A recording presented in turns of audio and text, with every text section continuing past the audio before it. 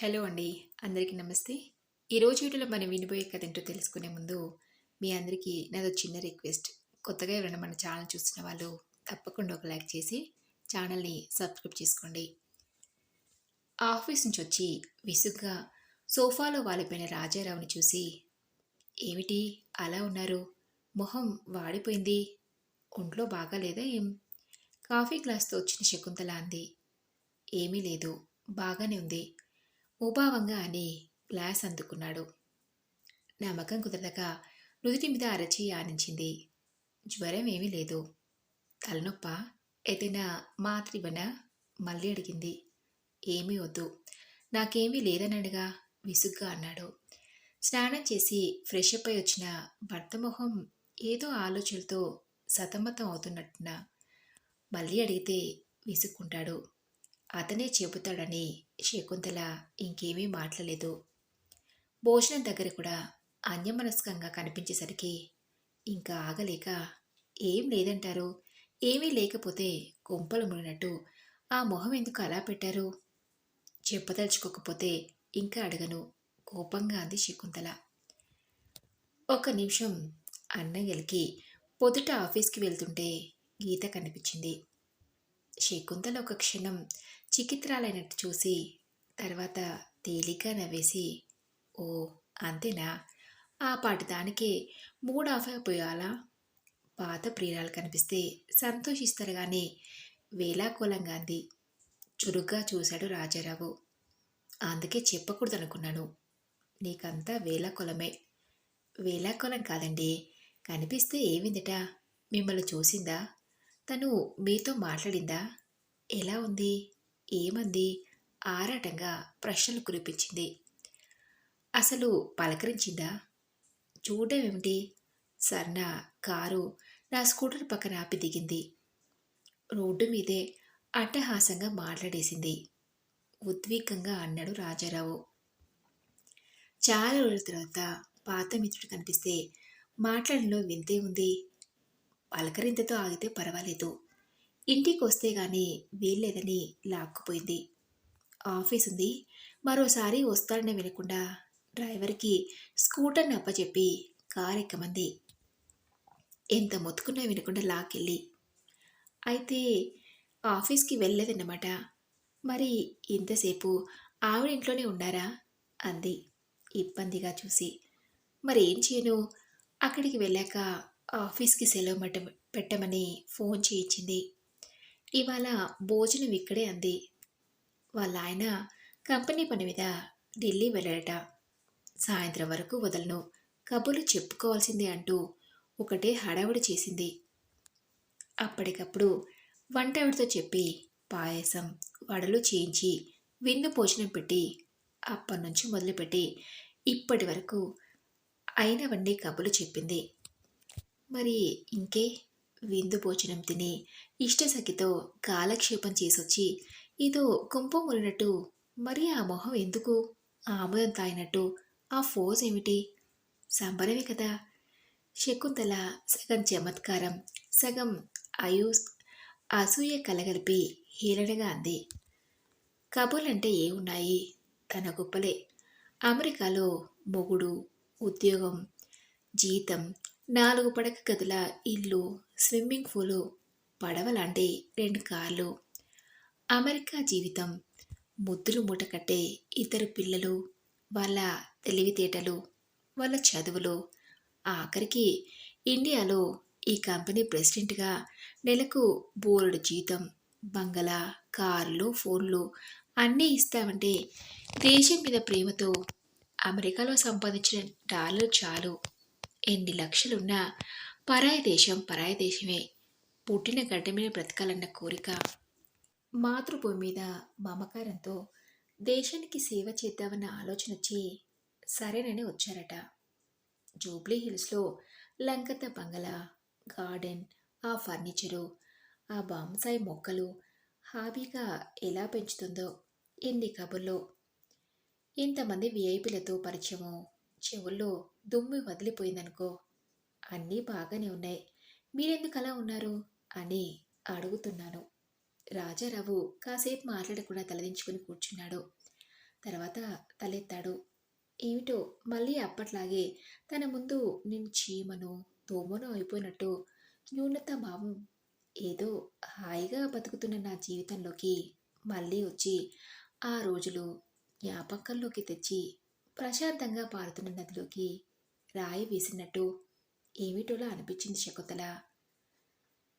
శకుంతల వంక చూస్తూ నిజాయితీగా అన్నాడు. అంటే మీకింకా ఆమె మనసులో నుంచి పొడదన్నమాట. ఛ, అదేం కాదు గాబరాగా అన్నాడు. అదేమీ లేకపోతే ఏదో పాత ఫ్రెండ్ కనిపించింది, మాట్లాడింది అనుకుని మామూలుగా ఉండొచ్చుగా. ఎప్పుడో ఎక్కడో పాత తెలిసిన వారు కనిపిస్తే ఇలాగే రియాక్ట్ అవ్వం కదా. మీరెందుకు ఈ సంఘటనకి ఇంత ప్రాముఖ్యం ఇవ్వటమేమో నాకు తెలీదు. నీకు తెలుసుగా, తన మాటలు ఇతరులను తన వైపు తిప్పుకునే చాకచక్యం, ఆ కన్నింగ్నెస్, ఎందుకో నా మీద అవసరాన్ని మించిన శ్రద్ధ చూపించడం నాకెందుకో భయం. అనవసరంగా ఇన్నేళ్ల తర్వాత తను ఇలా రావటం నా ప్రశాంతతను భగ్నం చేస్తుందేమో అని మళ్ళీ నా జోక్యం లేకుండా నా ఆలోచనలో జొరపడి గొనిగాడు. చాలండి బడాయే, పెద్ద మీరేదో చాలా గొప్పవారు, మీకోసం ఆవిడ ఏడుస్తున్నట్టు భ్రమించి మీకు మీరే ప్రాముఖ్యం అంటుకుని ఊరికే ఫోర్స్ పెట్టకండి. మీరేం చిన్న కుర్రాళ్ళ, 50 ఏళ్ళు వచ్చాయి. ఆవిడకి పెద్ద పెద్ద పిల్లలు, విలాసవంతమైన జీవితం, లక్షలు ఆర్జించే మొగుడు అన్నీ ఉండగా ఏదో మీలాంటి వాడి మీద ఇంట్రెస్ట్ ఉన్నట్టు ఆలోచించడం బాగోలేదు. కాలేజీ రోజులు తెలిసి తెలియని వయసు, ప్రేమ అనుకుని మనసులు పారేసుకుని దేవదాసులు అయిపోవటం కుర్రాళ్లకు మామూలే. మీరింకా ఆ స్టేజ్లోనే ఉన్నారనుకోకండి, వ్యంగ్యంగా ఎత్తి పొడుస్తూ నవ్వింది శకుంతల. శకుంతలకున్న నమ్మకం తన మీద తనకు లేదు. అతనికి తెలుసు ఆ సంగతి. గీత సంగతి తెలిసినా అతనికి గీత అంటే తనకున్న బలహీనత ఉంచి వయసుతో సంబంధం లేని ఆ ఆకర్షణ నుంచి తను తప్పించుకోలేడన్నది అతని భయం. ఆ విషయం శకుంతలకు అర్థమయ్యేటట్టు చెప్పడం అతనికి చేత కాదు. హాయ్, ఏం చేస్తున్నావు? మళ్ళీ ఫోన్ అన్న చేయలేదు. ఫోన్లోనే గునుస్తున్నట్టుగా అంది గీత. గతుక్కుమన్నాడు రాజారావు. గీత గొంతు విని ఏమీ లేదు, ఏముంది మాట్లాడడానికి సంగతులు? ఏమున్నాయి కొనిగాడు. సంగతి లేకపోతే మాట్లాడకూడదు కదా, మాట్లాడుకోవడానికి సంగతులే ఉండాలా? కవ్విస్తున్నట్లంది. రాజారావు మౌనంగా ఊరుకున్నాడు. సర్లే, ఫోన్లో మాట్లాడడానికి సంగతులు లేవు, ఇంటికి రా, నేను చెప్తా బోలెడు సంగతులు ఊరిస్తున్నట్లంది. ఏయ్, ఏమిటి మాట్లాడవు? ఇప్పుడు రారాదు, మా శ్రీవారు ఢిల్లీ వెళ్ళారు, బోరు కొడుతుంది, కాసేపు మాట్లాడుకోవచ్చు, సరదాగా గడుపుదాం, రా, కారు పంపనా, వచ్చేస్తావా? పిల్లగావనే పరిగెత్తి వచ్చేసారని ఇంత నమ్మకం? వల్ల ఆయన లేనప్పుడు తను కంపెనీ ఇవ్వాలన్నమాట. ఉడుక్కున్నాడు రాజారావు. కుదరదు, ఆఫీస్ టైంలో ఎలా వస్తానో, రాలేను, ఇంకోసారి ఎప్పుడైనా సెలవు రోజు చూస్తాలే, సారీ అంటూ ఫోన్ పెట్టేశాడు. మళ్ళీ నిమిషంలో రింగ్ అయింది. ఏమిటిలా ఫోన్ కట్ చేసావు? మాట్లాడుతుంటే కినుకుగా అని, పోనీ ఆఫీస్ అయ్యాకరా, ఎదురు చూస్తూ ఉంటాను, don't disappoint me, see you in the evening అంటూ అతను ఏదన్నా అనే లోపలే ఫోన్ పెట్టేసింది. రాజారావు ఈగో హర్ట్ అయింది. ఆవిడ గారు ఎప్పుడు రా అంటే అప్పుడు తోకాడించుకుంటూ పరిగెత్తి వస్తాడని కాబోలు తన ఉద్దేశం. ఆ కాలేజీ నటి టీనేజ్ రాజీ అనుకుంటుంది కాబోలు. వెళ్ళనుగాక వెళ్ళను కసిగా అనుకున్నాడు. ఇంటికి వెళ్ళాక శకుంతలకు చెప్పాడు. ఏమంటుందో చూడాలని. ఎందుకో గీత సంగతులు శకుంతల దగ్గర దాచాలనిపించట్లేదు. శకుంతల బ్యాలెన్స్గా ఆలోచించే మనిషి. నిజంగా ఆ రోజుల్లో శకుంతల లేకపోతే గీత చేసి వెళ్ళిన గాయాన్ని అంత తొందరగా మార్చుకోలేకపోయేవాడు. మండే గుండెకి మంచి గంధం పూసి చల్లబడిచింది శకుంతల. వెళ్ళలేకపోయారా అంత ప్రేమగా పిలిస్తే? హాస్యంగా అంది శకుంతల. రాజారావు కోపంగా చూశాడు. నీకు హాస్యంగా ఉన్నట్టుంది, నిజంగా వెళ్తే ఏడుస్తావు. నేనేమి ఏడవను, వెళ్ళండి, కవ్వించింది. హాస్యాలు చాలించు, కసిరాడు చిరాగ్గా. అవును. అసలు గీత ఉద్దేశ్యం ఏమిటంటావు? ఎందుకు ఇన్నేళ్ల తర్వాత మళ్ళీ నాతో స్నేహం పునరుద్ధరించుకోవాలనుకుంటుందంటావు? స్నేహమా పాడా? ఆవిడికి తన గొప్పలు చూపుకోవడానికి, కాలక్షేపానికి, తన వెంట ఇంకా మగవాళ్ళు పడతారో లేదో పరీక్షించడానికి, ఇంకా చెప్పాలంటే ఓ గేమ్ ఆడి చూడాలన్న సరదా తేలిగ్గా అంది శకుంతల. అంతేనంటావా? ఈ వయసులో కూడా ఇంకా అలా ఆలోచిస్తుందంటావా? ఆవిడ మనస్తత్వం అది. అందరూ తన చుట్టూ తిరగాలని ఆవిడ బుద్ధి. మనం ఎరగందా? డబ్బు కోసం డబ్బు ఉన్నవాడిని వెతుక్కుంటుంది. లక్షల రూపాయలు ఇచ్చి సుఖాలు అనుభవాలు పాతబడ్డాయి. పిల్లలు పెద్దవాళ్ళయ్యారు. మొగుడు ఉద్యోగంలో బిజీ. ఈవిడకి ఏదో కాలక్షేపం కావాలి. దానికి మీరు దొరికారు. ఆనాటి మీ ప్రేమావేశాలు ఎలా ఉన్నాయో, అసలు మీరెలా ఉన్నారో అవన్నీ తెలుసుకోవాలన్న ఆరాటం ఆవిడకి. మీరింకా ఆవిడ పట్ల పాత అనుభూతులతో ఆవిడ పొందుకుని వస్తారో లేదో అని పరీక్షించాలని ఉత్సుకత. మీరు వెళ్తే మళ్ళీ పాత రోజుల్లా మిమ్మల్ని వెంట తిప్పుకుని సరదాగా కాలక్షేపంగా ఉంటుందని అనుకుంటుందేమో అని అనిపిస్తుంది నాకు. మీ వైవాహిక జీవితం ఎలా ఉందో తెలుసుకోవాలన్న ఆరాటం అన్నీ ఉన్నాయి. అందుకే నాకు వినాలనిపించట్లేదు. అలా కాదు. అసలు ఒకసారి వెళ్ళి చూడండి. ఆవిడ ఉద్దేశం అర్థమవుతుంది కదా. మీరెక్కడా బయటపడకుండా చాలా ప్రశాంతంగా జీవిస్తున్నట్టు, ఉన్నదాంతో తృప్తిగా, హ్యాపీగా గడుపుతున్నట్టు. ఆ కాలేజీ రోజులేవో అందరూ టీనేజ్లో అలాగే ప్రవర్తిస్తారన్నట్టుగా తేలిగ్గా మాట్లాడండి. అప్పుడు ఆవిడ ధోరణి ఎలా ఉందో చూడండి. మనిద్దరం ఆదివారం కలిసి వెళ్దాం. వాళ్ళు చూసి ఆవిడ అంతటా ఆవిడే గ్రహించుకొని కేవలం స్నేహం కోసమైతే పర్వాలేదు, అప్పుడప్పుడు కలవచ్చు మనం. నేను రాను. ముందు మీరు వెళ్ళండి. ఆమె కేవలం స్నేహం కోసమే ఆరాటపడుతుందనిపిస్తే చెప్పండి. అప్పుడు వస్తాను. రాజారావు ఇబ్బందిగా చూశాడు. ఏమిటి ఆవిడేదో మీద పడుతున్నంత భయపడుతున్నారు?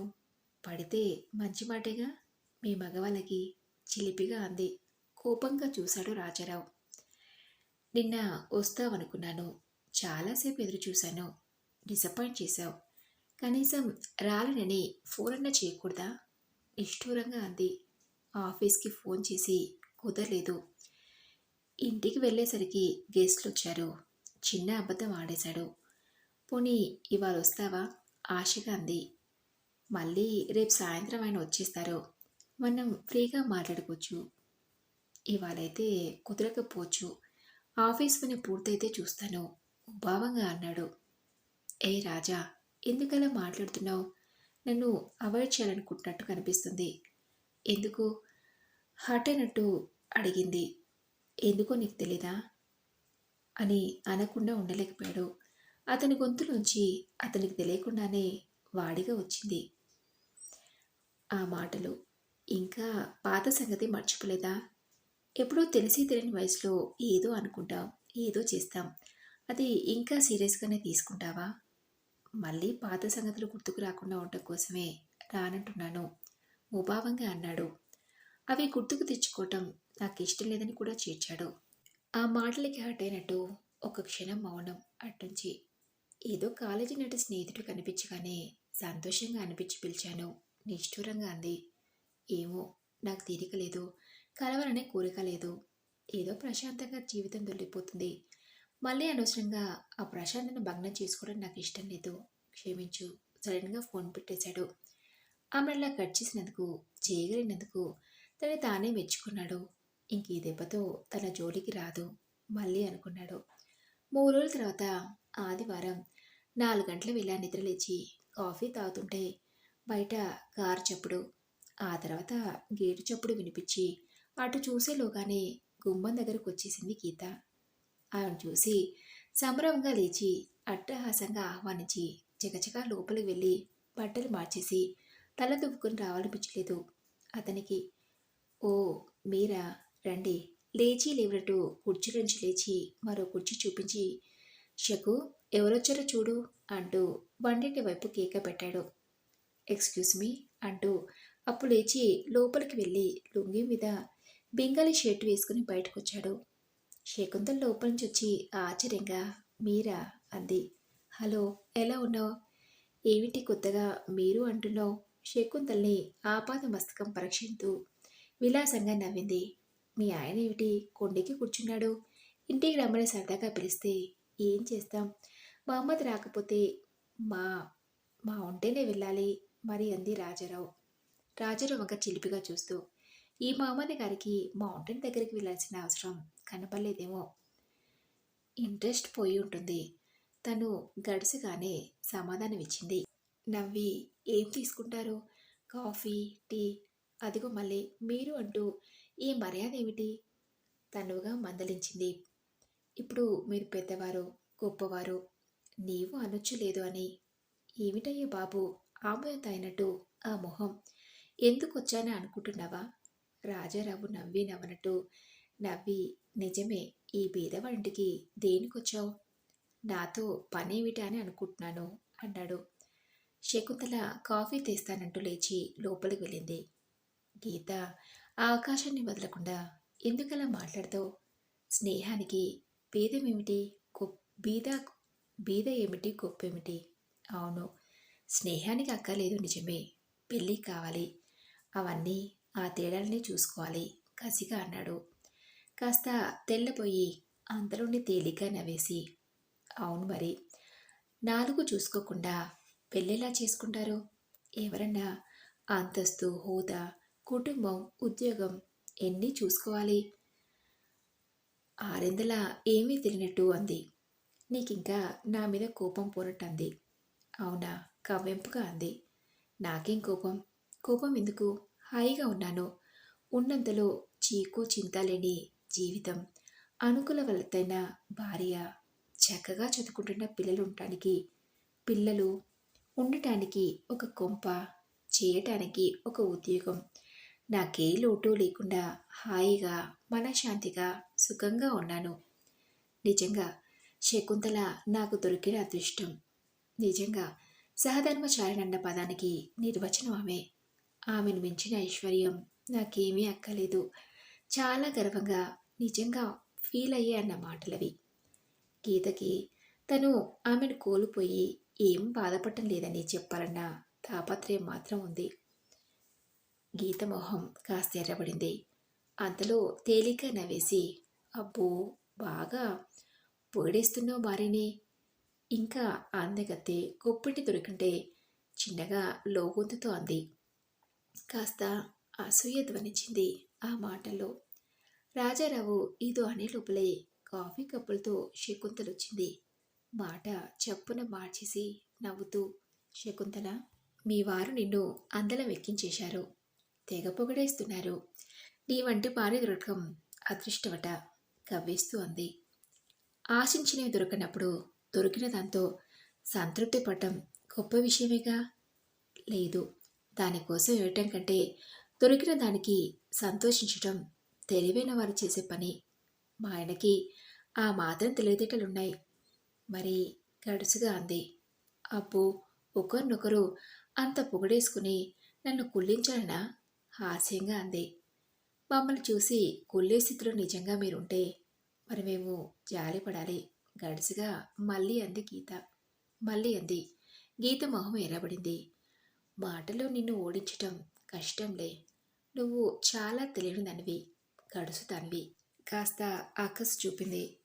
మనిషి అన్నాక ఏదో ఒక క్వాలిఫికేషన్ ఉండాలిగా. నా క్వాలిఫికేషన్ అదేనేమో నవ్వింది. రాజారావు బుద్ధుడిలా ఇద్దరి మాటలు వింటూ చిత్విలాసంగా నవ్వుకుంటూ కూర్చున్నాడు. అంతసేపు గీత ఒక్క విషయం మాత్రం నాకు ఈ 25 బాగా అర్థమైంది.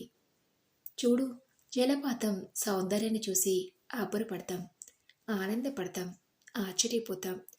ఆ ఆనందాన్ని శాశ్వతం చేసుకుంటే బాగుంటుందనిపిస్తుంది. కానీ నిజంగా అలా జరిగితే ఆనందం అటు నుంచి ఎప్పుడు అక్కడి నుంచి పారిపోదామా అనిపిస్తుంది. ఆ హోరు, ఆ నీటి తాకిడి చూస్తూ భరించలేక ప్రశాంతత కోసం హాయిగా, నిశ్శబ్దంగా, మెల్లగా, చల్లగా పారే ఏ నీటి ఒడ్డుకో పారిపోయి ప్రశాంతంగా ఊపిరి పీల్చుకునే చోటు వెతుకుంటాం. ఎంతటి సౌందర్యానైనా కొద్దిసేపే భరించగలం.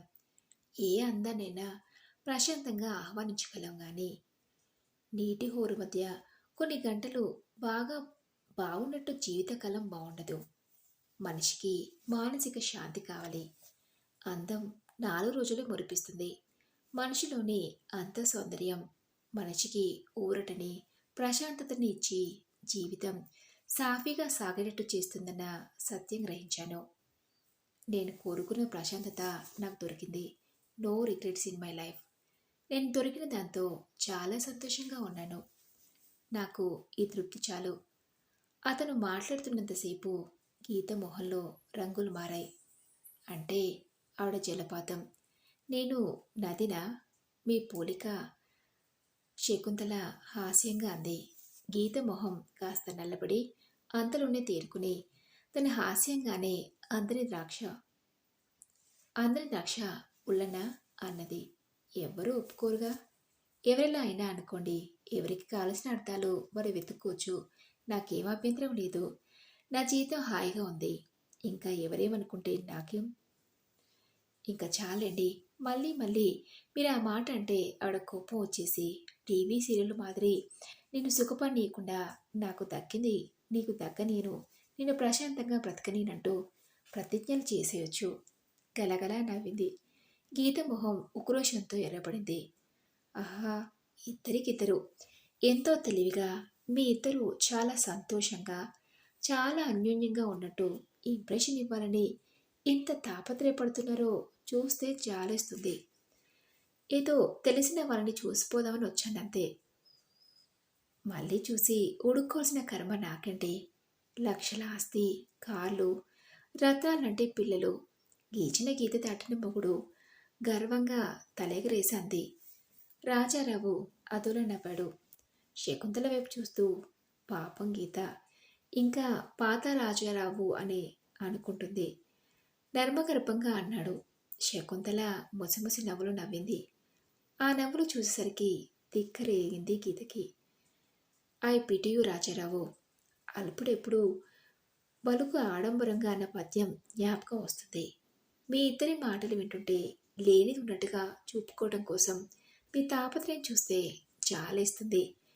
మొహన నవ్వు పులుపుకున్న మాటలు కసిగా వస్తుంది. అరే స్టేజ్ కోన్స్టెంట్. నాకు చిన్నప్పుడు చదివిన ఎలుక తోక తెచ్చి ఎంత ఉతికిన పద్యం పుట్టుకతో వచ్చిన బుద్ధి పుడకలతో కానీ పోదన్న సామెత ఎంత నిజమో అనిపించింది నవ్వుతూ అన్నాడు. గీత విసురుగా లేచి నిల్చుని ఛీ నీలాంటి వాడి ఇంటికి అని పేరంట రావటం నాదే బుద్ధి. తక్కువని వెళ్తుంటే వెనక నుంచి నిజమే. నీలాంటి వారు రాధకు చోటు కాదిది అన్నాడు రాజారావు కూల్గా. ఆ మాట అన్నాక 25 ఏళ్ళుగా పెరుగున్న బాధ, అవమానం, కసి చేత్తో తీసి పారేసినంత మనసు తేలికపడటనిపించింది రాజారావుకి. నచ్చని అక్షరాలు చెరిపేసిన తెల్ల కాగితంలా మనసు తేలిపడింది. మరి ఇదండి రోజు కథ.